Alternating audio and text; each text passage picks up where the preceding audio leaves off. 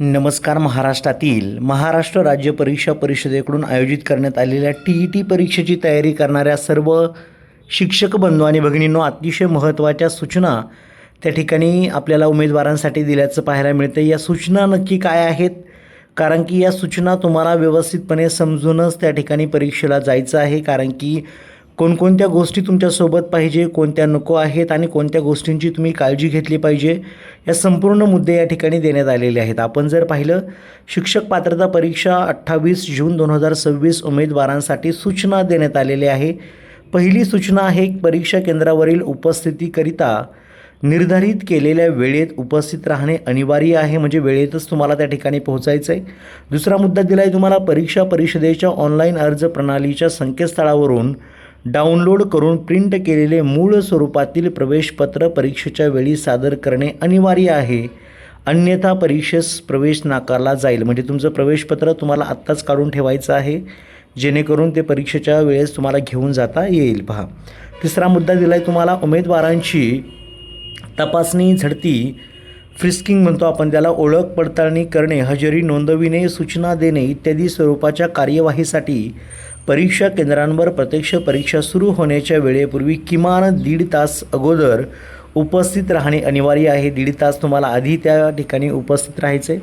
परीक्षेच्या दिवशी ऐनवेळी उद्भवू शकणाऱ्या अडचणी, वाहतूक समस्या, आंदोलने, मोर्चा, अतिवृष्टी इत्यादी बाबी लक्षात घेऊन विहित वेळेच्या पुरेसे अगोदर संबंधित परीक्षा केंद्रावर उपस्थित राहणे आवश्यक आहे. म्हणजे आता सध्या चालू असणारा पाऊस असेल, वाहतुकीची समस्या असेल किंवा इतर काही उद्भवणाऱ्या काही समस्या असतील, त्यामुळे वेळेत त्या ठिकाणी पोहोचणं गरजेचं आहे.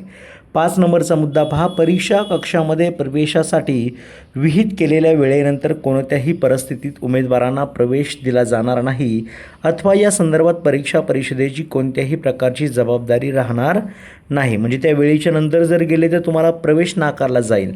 परीक्षा केंद्रांच्या आवारामध्ये मित्र, नातेवाईक, पालक अथवा अन्य अनधिकृत व्यक्तींना कोणत्याही परिस्थितीत प्रवेश अनुज्ञेय राहील. म्हणजेच त्या ठिकाणी अनुज्ञेय नाही, म्हणजे त्यांना कोणताच प्रवेश त्या ठिकाणी मिळणार नाही आहे, फक्त तुम्हालाच त्या गेटच्या आतमध्ये जाता येईल, लक्षात ठेवा. परीक्षा केंद्रांवर उपस्थित राहण्याकरता उमेदवारांनी शक्यतो सार्वजनिक वाहतूक साधनांचा वापर करावा. खाजगी वाहनांच्या पार्किंगकरिता केंद्रावर कोणतीही व्यवस्था करण्यात येणार नाही. त्या ठिकाणी बरेच जण 4 व्हीलर गाडी घेऊन जातात आणि अचानक त्या ठिकाणी जागा नसते, मग कुठंतरी रस्त्यावरती गाडी उभी करावी लागते. त्यामुळं त्यांनी सांगितलं आहे, खाजगी वाहनांचा आपण जर पाहिलं तर म्हणजे आपल्या ज्या काही असेल किंवा बसेस वगैरे असतील त्यांचाच देखील तुम्ही वापर करू शकता जास्तीत जास्त. म्हणजे तुम्हाला काही बाकीच्या स्वतःच्या वाहनांचा वापर नाही केला तरी चालेल. पहा, ओके, पहा, सार्वजनिक वाहने वापरा तुम्ही, म्हणजे बस असेल किंवा इतर ST वगैरे असेल तर.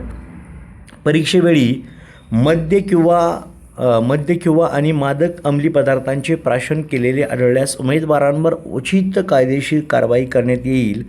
तसेच अशा उमेदवारांवर परीक्षा परिषदेच्या स्वेच्छाधिकारानुसार परिषदेमार्फत आयोजित सर्व परीक्षा निवडीकरता प्रतिरोधित करण्यात येईल. आपण जर पाहिलं तर त्या ठिकाणी मद्य किंवा मादक पदार्थांचं सेवन केलेलं असेल तर त्याच्यावरती धडक कारवाई होणार आहे, त्याचीसुद्धा काळजी घ्यायची आहे. पडताळणी, तपासणी संदर्भातील कार्यवाही पूर्ण झाल्यानंतर स्वतःच्या बैठक क्रमांकावर जाऊन बसणे अनिवार्य आहे. म्हणजे तुमची पडताळणी झाली, चेकिंग केलं तर स्वतःच्या सीटवरती जाऊन तुम्हाला बसायचं आहे, तुमचा नंबर पाहायचा आणि तिथे तुम्हाला बसायचं आहे. परीक्षेच्या वेळी ओळखीच्या पुराव्यासाठी खालीलपैकी कोणतेही एक मूळ ओळखपत्र सादर करणे अनिवार्य आहे. आधार कार्ड, निवडणूक आयोगाचे ओळखपत्र, passport, pan card, smart card प्रकारचे ड्रायव्हिंग लायसन्स यापैकी कोणतंही एक कार्ड तुमच्याकडे असणं आवश्यक आहे. पहा, परीक्षेच्या वेळी प्रवेश प्रमाणपत्र आणि वर नमूद 5 वैध ओळखपत्रांपैकी किमान कोणतेही एक मूळ ओळखपत्र व त्याची सुस्पष्ट छायांकित प्रत सादर न केल्यास परीक्षेस प्रवेश नाकारण्यात येईल. म्हणजे तुम्हाला जे डॉक्युमेंट्स तुम्ही सोबत घेऊन जाणार आहात त्याची एक झेरॉक्ससुद्धा घेऊन जायची आहे. आणि हा खूप महत्त्वाचा मुद्दा असतो, ऐनवेळी तुम्हाला तेथे धावपळ करावी लागते. आम्हीसुद्धा या फेजमधून आलेलो आहोत, त्यामुळं आम्हाला चांगल्या पद्धतीने काय अडचण येते त्या ठिकाणीच माहिती आहे. पुढे जर पाहिलं तर मूळ ओळखपत्राच्या पुराव्याऐवजी केवळ त्याच्या छायांकित प्रती अथवा कलर झेरॉक्स अथवा अन्य कोणत्याही प्रकारचा ओळखीचा पुरावा सादर केल्यास तो ग्राह्य धरला जाणार नाही. लक्षात ठेवा, तुमचा ओळखीचा मूळ पुराव्यासह तुम्ही इतर झेरॉक्स आणलं, कलर आणलं, तुम्हाला त्या ठिकाणी बाद केलं जाईल. उमेदवारास प्रवेश नाकारण्यात येईल. पहा त्या ठिकाणी दिलं आहे त्यांनी. 13 नंबरचा मुद्दा, उमेदवाराचे छायाचित्र व इतर मजकूर स्पष्टपणे दिसेल अशी मूळ ओळखपत्राची छायांकित प्रत पेपरच्या वेळी सादर करणे अनिवार्य आहे. शक्य झाल्यास तुम्ही कलर प्रिंटच काढून ठेवा हॉल तिकीटची, जेणेकरून तुम्ही स्पष्ट त्या ठिकाणी व्यवस्थितपणे दिसू शकता आणि व्यवस्थितपने तुम्हाला ती सबमिटसुद्धा करता येईल. 14 नंबरचा मुद्दा दिला आहे तुम्हाला, भारतीय विशिष्ट ओळख प्राधिकरण UIDAI च्या संकेतस्थळावरून डाउनलोड केलेले आधार सादर करणाऱ्या उमेदवारांच्या बाबतीत आधारवर उमेदवारांचे नाव, पत्ता, लिंग, फोटो, जन्मदिनांक या तपशिलासह आधार निर्मितीचा दिनांक, डेट ऑफ आधार जनरेशन व आधार डाउनलोड केल्याचा दिनांक असल्यास, तसेच सुस्पष्ट फोटोसह रंगीत प्रिंटमध्ये आधार डाउनलोड केलेले असल्यास आधार वैध मानण्यात येईल. बघा त्या ठिकाणी आपण जर पाहिलं तर आधार देखील वैध मानण्यात येणार आहे. पहा 15 नंबरचा मुद्दा पहा, नावामध्ये बदल केलेला असल्यास विवाह निबंधक यांनी दिलेला दाखला, विवाहित स्त्रियांच्या बाबतीत नावात बदल झाल्यासंबंधी अधिसूचित केलेले राजपत्र किंवा राजपत्रित अधिकारी यांच्याकडून नावात बदल झाल्यासंबंधीचा दाखला व त्याची छायांकित प्रत परीक्षेच्या वेळी सादर करणे आवश्यक आहे. म्हणजे कोणाचं गॅझेट असतं किंवा तुम्हाला मॅरेज सर्टिफिकेट असेल तर ओकेच, काहीच त्या ठिकाणी तुम्हाला बाकीची गरज पडणार नाही. लक्षात ठेवा, ते खूप महत्त्वाचं असतं. परीक्षा कक्षामध्ये फक्त खालील साहित्य घेऊन जाण्यास परवानगी राहील. परीक्षा परिषदेच्या ऑनलाईन अर्ज प्रणालीच्या संकेतस्थळावरून डाउनलोड करून प्रिंट केलेले सुस्पष्ट स्वरूपातील प्रवेशपत्र, काळ्या निळ्या शाईचे बॉल पॉईंट पेन, मूळ वैद्य ओळखपत्र, याच गोष्टी फक्त घेऊन जायच्यात. लक्षात ठेवा, मूळ वैद्य ओळखपत्राची सुस्पष्ट छायांकित प्रत, पाण्याची पारदर्शक बॉटल, पारदर्शक म्हटलं आहे पहा, कलरची बॉटल चालणार नाही, फक्त तुम्हाला त्या ठिकाणी कवर व्हाईट असणारी, म्हणजे व्हाईट म्हणजे पारदर्शक असणारी थोडक्यात आपण म्हणतो. पहा परवानगी नसलेले अन्य कोणतेही साहित्य, पाऊच, बॅग, पर्स, नोट्स, पुस्तक, लेखन पॅड इत्यादी परीक्षा कक्षामध्ये नेण्यास सक्त मनाई करण्यात आलेली आहे. कोणत्याही प्रकारचे बुटांना शूज आणि सॉक्स वर्ग खोल्यामध्ये परवानगी असणार नाही. उघडे पादत्राणे जसे की चप्पल, स्लीपर, सँडल व इतर हलके फुटवेअर घालावेत. म्हणजे तुम्हाला चप्पल घालायची आहे, स्लीपर घालू शकता, सँडल असेल किंवा इतर हलके. त्या ठिकाणी शूजला अलाउड नाही. जरी असं त्या ठिकाणी तुम्ही घालून गेले तर तुम्हाला बाहेर कुठेतरी काढायला सांगतील. पहा 19 नंबरचा मुद्दा पहा, दिव्यांग उमेदवारांनी आवश्यक प्रपत्रे भरून http://maha.tet.in या संकेतस्थळावर उमेदवाराने स्वतःच्या लॉग इनमधून अपलोड करणे अनिवार्य आहे. संकेतस्थळावर फक्त प्रपत्र 3 अपलोड करावे व प्रपत्र 3 अपलोड करण्याची सुविधा त्याच उमेदवारांना आहे ज्या उमेदवारांनी लेखनिक मदतनीसची मागणी आवेदनपत्र भरताना केलेली आहे. तसेच सदरील प्रपत्रे उमेदवाराने परीक्षेच्या दिवशी समवेक्षक केंद्र संचालक यांच्याकडे जमा करावीत. तथापि आवश्यक कागदपत्रांव्यतिरिक्त इतर कोणतेही कागदपत्र परीक्षा कक्षामध्ये घेऊन गेल्यास परीक्षा परिषदेच्या सूचनांचे उल्लंघन समजून संबंधितांवर नियमानुसार कारवाई करण्यात येईल. त्यानंतर पुढे जर पाहिलं तर उमेदवारांनी पेपर 1 व पेपर 2 साठी नोंदणी केलेली आहे त्या उमेदवारांना 2 प्रवेशपत्र देण्यात आलेली आहेत. दोन्ही प्रवेशपत्र आपण दोन्ही पेपरमध्ये बैठक क्रमांक देखील वेगवेगळे असणार आहेत. पहा 21 नंबरचा मुद्दा जर आपण या ठिकाणी पाहिला तो सुद्धा तेवढाच महत्त्वाचा आहे. परीक्षार्थीने आपला बैठक क्रमांक नमूद असलेली उत्तरपत्रिका प्राप्त झाल्याची खात्री करावी.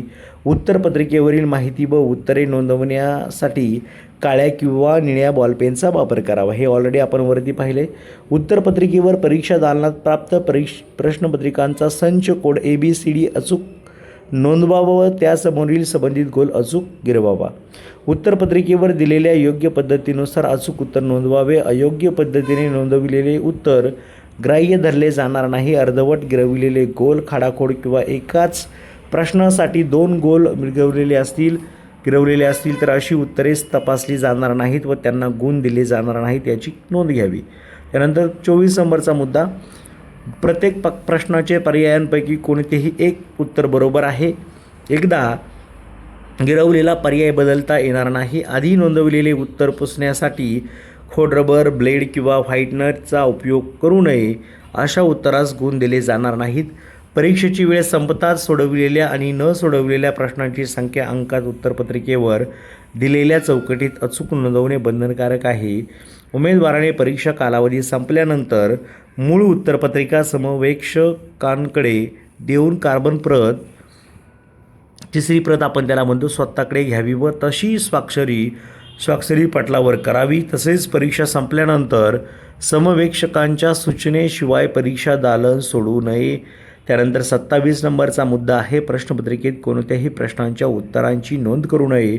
प्रश्नपत्रिकेचे कोणतेही पृष्ठभाग मूळ प्रश्नपत्रिकेमधून वेगळे करू नये. म्हणजे तुम्हाला कोणत्याही प्रश्नांच्या उत्तरांची नोंद करायची नाही. आपण काय करतो, उत्तर आपण त्या ठिकाणी टिकमार्क करून येतो. ते प्रश्नपत्रिकेत करायचं नाही आहे आत्तापासून. हा खूप मोठा बदल आहे खरं तर, असं म्हटलं तरी चालेल. कारण की एवढी कडक सूचना याच्या आधी कधीच नव्हती. कारण की आपण सुद्धा ज्यावेळेसला पेपर देतो कुठंतरी टिकमार्क करून येतो, कुठंतरी खाडाखोड करून येतो. पण आता तुम्हाला स्पष्ट सांगितलं आहे की कोणत्याही प्रकारच्या प्रश्नांच्या उत्तराची नोंद तुम्हाला त्या ठिकाणी प्रश्नपत्रिकेत करायची नाही. प्रश्नपत्रिकेचं कोणतंही पृष्ठ फाडायचं नाही. म्हणजे ऑलरेडी आपण फाडत नव्हतोच, पण आत्ता कदाचित एखादा फाडून दुसऱ्याला शेअर करू शकतो, सांगता येत नाही. महिला उमेदवारांना कोणतेही कपडे, पहा हा खूप महत्त्वाचा मुद्दा आहे महिलांसाठी. उमेदवारांना कोणतेही कपडे, दुपट्टा, ओढणी किंवा बुरखा परिधान करण्याचे स्वातंत्र्य राहील. तथापि लाईव्ह CCTVमध्ये सर्व उमेदवारांचे चेहरे स्पष्ट दिसावेत यासाठी परीक्षा कालावधीत वर्ग खोलीत मानेच्या वर म्हणजेच कानावर, डोक्यावर किंवा चेहरा तोंडावर कोणत्याही प्रकारचा कपडा आवरण असता कामा नये. म्हणजे तुम्ही त्या ठिकाणी एक्झाम्पल बुरखा जरी घातलेला असेल तरी चालतो, फक्त तोंड तुमचं त्या ठिकाणी आपण जर पाहिलं तर उघडं दिसलं पाहिजे. कारण की ते ऑलरेडी CCTVच्या अंडर जे असणार आहे, लाईव्ह तुमचं CCTVचं त्या ठिकाणी रेकॉर्डिंग होणार आहे. त्यामुळे तुम्ही त्याच्यामध्ये स्पष्ट दिसले पाहिजेत. किंवा तुमच्याकडे दुपट्टा असेल तर त्यांनीसुद्धा तो दुपट्टा त्यावेळेसला फक्त ठेवायला काय हरकत नाही, याजवळ फक्त तो तुमचा चेहरा दिसला पाहिजे, लक्षात ठेवा. हे सुद्धा लक्षात ठेवा. हा खूप महत्त्वाचा बदल आपल्याला म्हणावा लागेल.